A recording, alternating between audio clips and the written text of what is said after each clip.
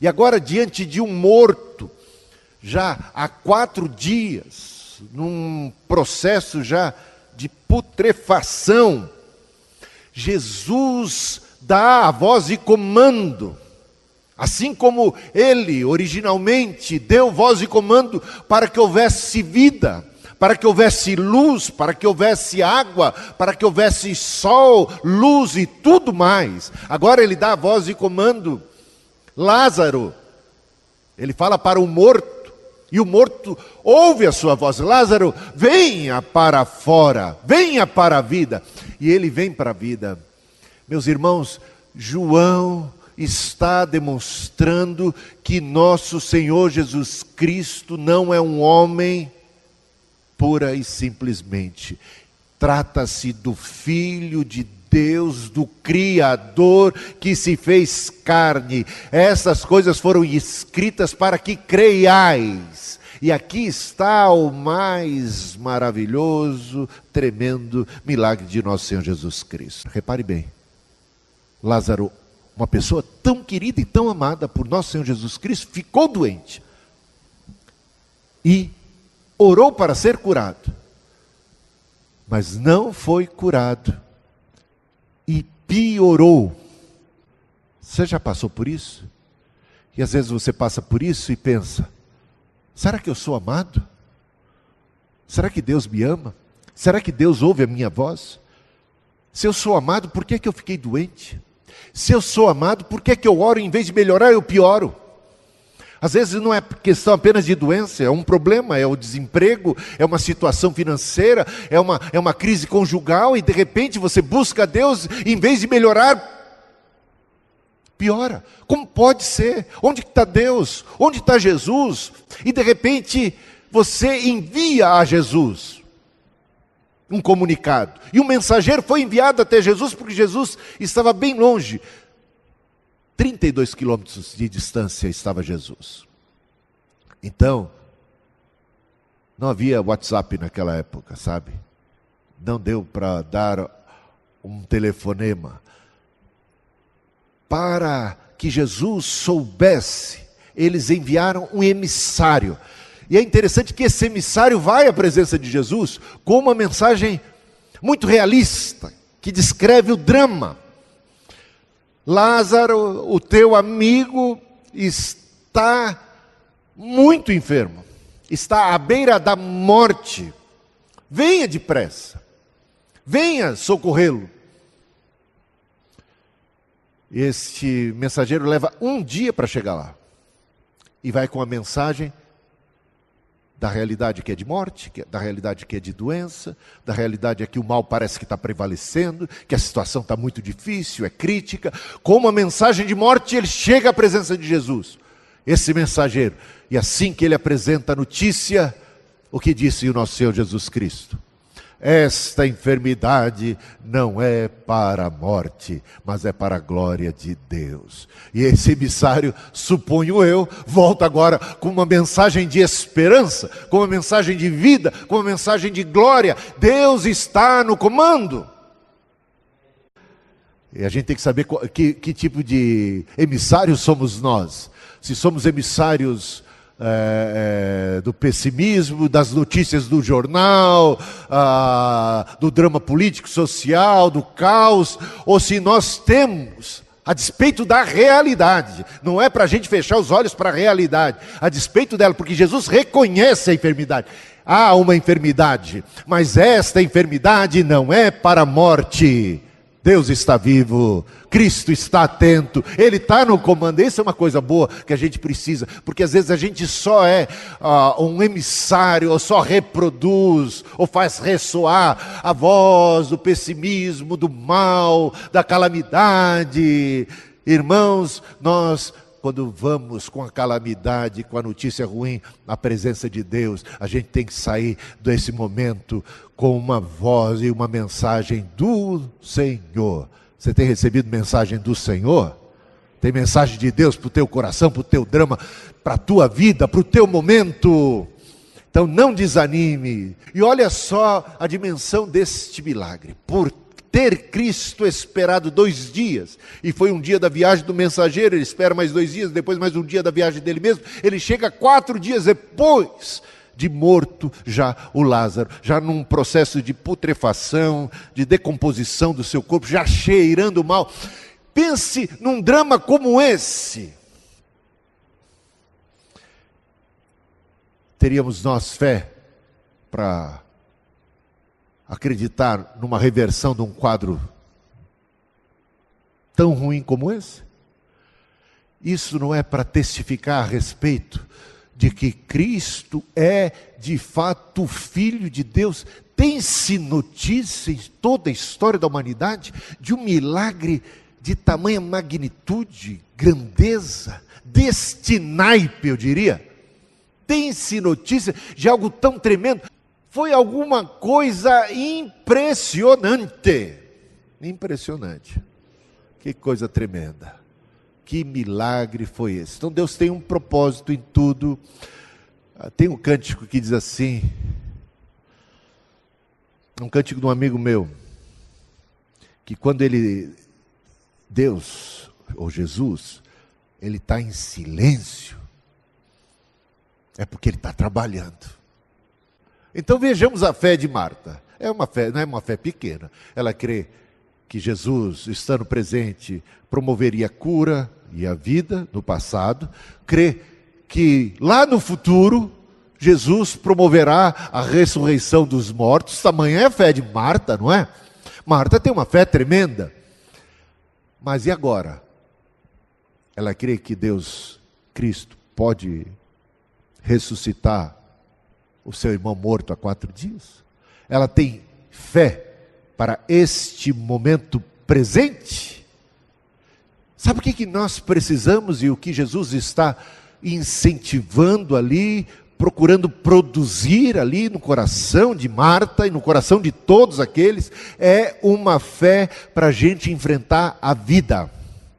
Não basta uma fé lá do passado, saudosa memória dos grandes feitos de Deus em nossa vida, coisas que Marta já havia contemplado, quantos milagres que ela contemplou Jesus realizando. Ela tem fé. Se estivesse no passado, o Senhor promoveria a cura de meu irmão. Não basta também uma fé no que Cristo, ou Deus, irá fazer lá no futuro, lá na segunda vinda, novos céus, nova terra, ressurreição dos mortos, vida eterna. Precisamos de uma fé para enfrentar os dilemas, os desafios da vida presente, aqui e agora. Sabe o que Jesus Cristo disse? Ele disse: eu sou.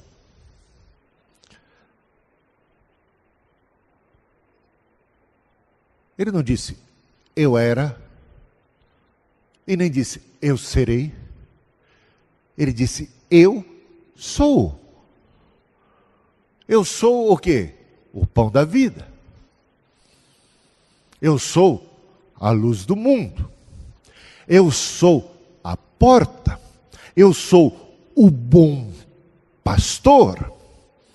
Eu sou a ressurreição e a vida.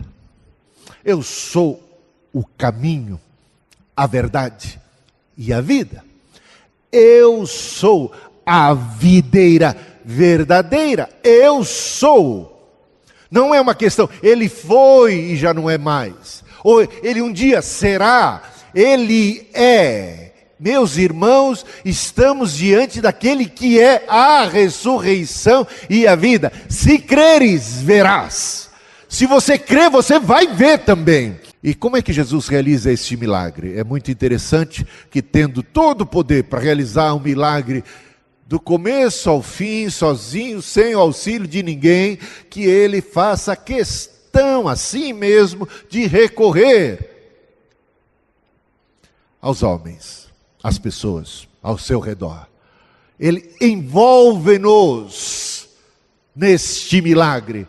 Ele nos chama a participarmos ativamente, de alguma maneira, darmos alguma contribuição, sendo Ele, é claro, o autor daquilo que homem nenhum pode fazer. Ele confere a cada um de nós tarefas que nós somos capazes de fazer.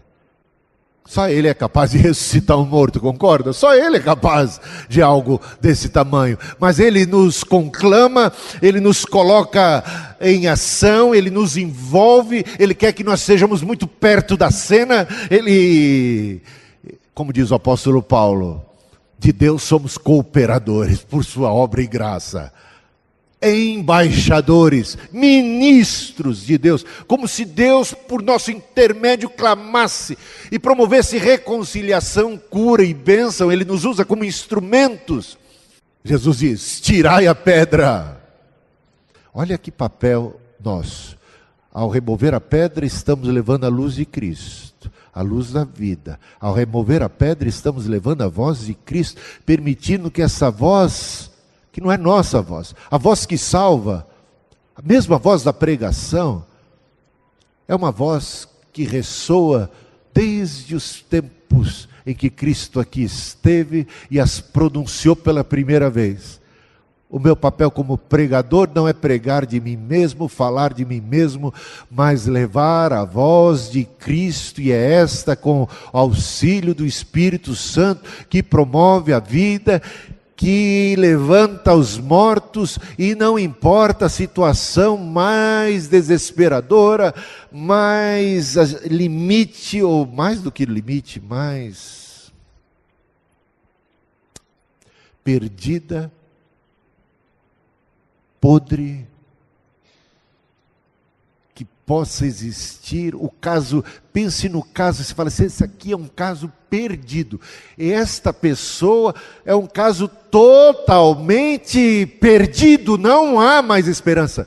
Quando a voz de Cristo entra, os mortos, mais apodrecidos, têm agora a possibilidade da vida de se reerguerem, de saírem da sua condição de morto, de saírem daquela caverna, de saírem daquela tumba e virem para fora.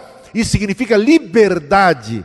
Você está sendo chamado da cova, chamado do fundo do poço, chamado de uma condição desesperadora, para quem humanamente não há um fio só que tenha restado de esperança para fora, para a vida.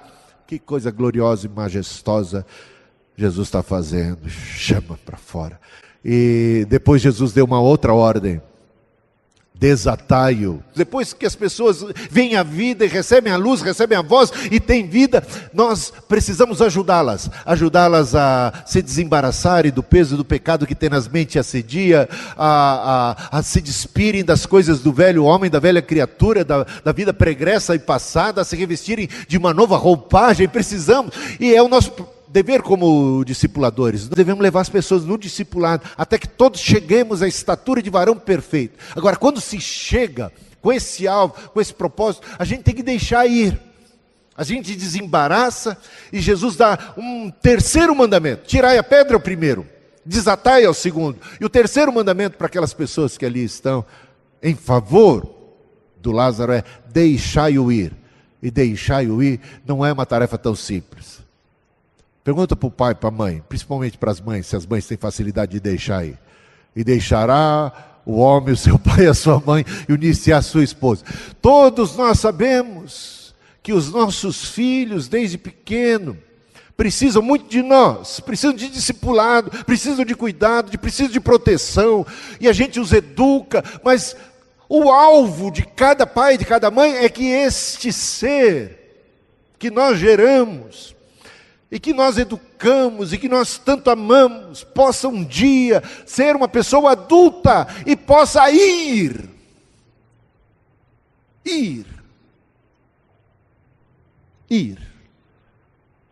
Vai viver a sua vida. Você ganhou a maturidade. Nós somos agora iguais.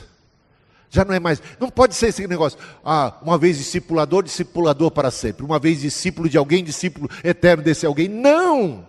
1000 vezes não. Isso é algo doentio. O propósito de Deus é que todos cheguemos à maturidade, a estatura de varão perfeito. Não significa que não dependemos uns dos outros. Sempre precisamos da oração, precisamos uns dos outros, dos conselhos, da multidão dos conselheiros, da sabedoria. Vamos precisar uns dos outros, mas não aquela dependência, não mais aquela sujeição às diretrizes, às orientações de alguém que agora cresceu, que agora é maduro. Deixa aí, para que ande com as suas próprias pernas. E quando essa pessoa vai e anda e está madura, isso traz mais glória para o nome de Deus. Era o Lázaro andando para lá e para cá, andando agora sem ser apoiado, andando agora sem ser acompanhado, andando sozinho com as próprias pernas. O nome de Jesus foi glorificado. Deixemos que os outros desempenhem todo o seu potencial, e no que depender de nós,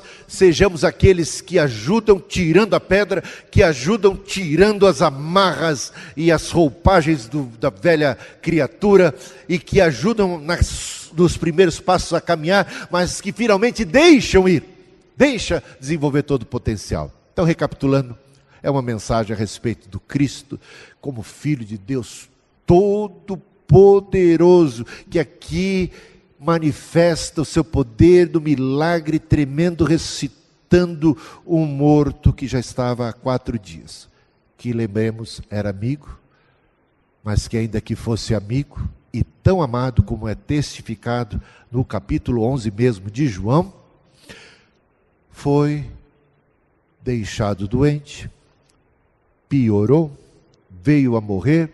E Jesus ainda demorou 4 dias para chegar. E tudo isso não era um descaso, tudo isso pode acontecer na vida de um filho de Deus, de um servo de Deus. Mas saiba que todas as coisas cooperam para o bem daqueles que amam a Deus. Que tudo nós podemos naquele que nos fortalece. E que somos estimulados à fé. E que se a gente crê, a gente vai ver a glória de Deus. E é crer, não naquele que diz eu era, e nem naquele que diz eu serei, mas naquele que diz eu sou. Eu sou a ressurreição e a vida.